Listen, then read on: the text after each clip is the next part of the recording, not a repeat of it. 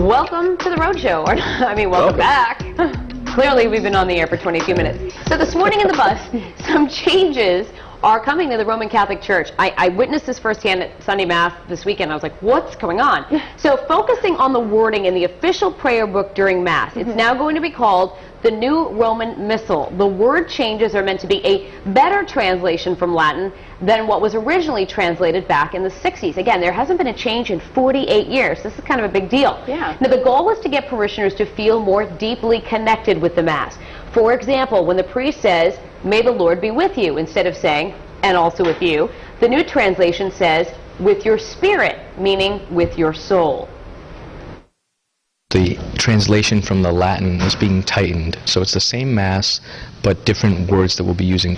Hopefully to have it become more meaningful to people, to become a little bit more involved. I think people will eventually, once they get used to the new words, they'll appreciate it more. So the new Roman Missalette goes into effect November 27th during Sunday Mass.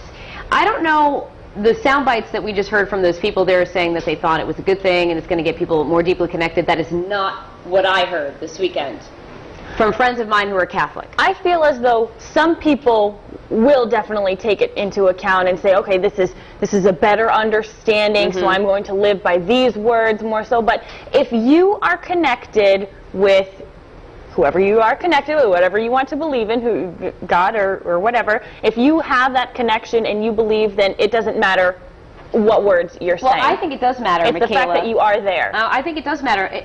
When you're in your own thoughts and your own prayer, it doesn't matter. But when you're a part of the church, I find it incredibly difficult with the way they're changing the language, because I was saying this to some friends yesterday. It used to be, when you're saying like the Nicene Creed, for example, we believe in one God, we believe in whatever, you know, I'm not going to say the whole thing. But now they're changing it to I. And I don't like that, because I feel like when you go to church, it's about the community of the church. Yeah. And now you're making it all about yourself and how you feel instead of about how the congregation is supposed to enjoy the faith together. I also think there's some very confusing language in there. Words, there was a word in there like consubstantial or something like that. Like, I've never even heard of this word. Well, that's what I'm saying. It doesn't matter what you're saying. I mean, you can stick to what was originally translated. Well, then why are they doing it? They want meaning. people to not leave the church. They want people to be more connected to the church. I think this is crazy.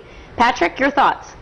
I spent so much time memorizing all those prayers when I was in CCD as a kid. I got to learn them all over again? Right. It's ingrained, That's the way I look at it. ingrained in you. And so I feel like it's going to take me forever to I feel like our generations and above, you don't really have a shot of change it, only because you go so many times. Like you said, it's repetition. It's been ingrained in you for so long, but I feel like it's the younger generations that will kind of catch on to this. I suppose, but I don't know. Yeah, because like my kids, for example, know the prayers, but not well enough where they're like, it's like and they haven't been reciting them for 20 some odd years. Oh, thanks for saying 20 some odd years, Michaela. We should. I should have my mom in here, because you know, as a very devout Catholic for many years. Yeah. I don't want to say how old she is, but you can figure out I'm almost 40. Okay. So she's like 45. She is, yeah. She looks great, too. I wonder how she's going to adapt to it, because, I mean, she could probably go up onto the altar and say the Mass. She's gone to so many Mass, I know, right? You know, with the same words and everything. But I just think with the Catholic Church, you know, it's no secret that they're in need of, they're losing people. Absolutely. They need more people. So they're probably making these changes to, as maybe just a, you know, a fresh look on the way the Catholic Mass is presented, and maybe it'll bring in more people. To me, I'd have a hard time with it, because I'm so used to the way it was, and I'm kind of like a traditionalist, old school. And the ritual of it. And another thing, too, you know, they started this campaign, and it's kind of sad when you think they have to campaign to get people to church. However, I thought it was working. It was the Catholics come home. If you haven't been with us, come back home. Now you're going to say, come back home, and we're messing everything up and changing it all for you. So I think it's kind of a conflicting message, you know? Oh, religious arguments. Aren't they just wonderful? Seriously, I mean, are we not supposed to do that on the bus? Polarizing. No, it's... Let's talk about Christmas trees and something that's not so controversial. Or speeding tickets. Speeding tickets, that's always fun. Or we'll hear from everyone online. Yeah, that's I'm wondering what people are thinking of this, Courtney.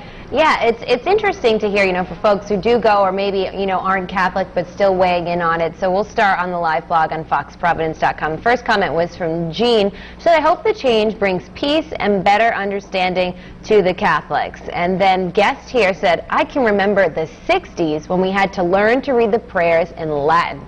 I bet that was pretty difficult. Here's the poll right underneath the live blog. And what do you think of the changes? A, everyone will feel more connected. B, they are awkward and hard to understand. understand, or C, I like it, but it'll be a transition. Here's a look at our Facebook page. We've got about 5 comments so far. Everyone's pretty different thinking this morning. And Donna says, it's hard for the elderly to go with these changes. If they're doing it for the young people, well, I hope it helps to bring them back, but I doubt it, she said.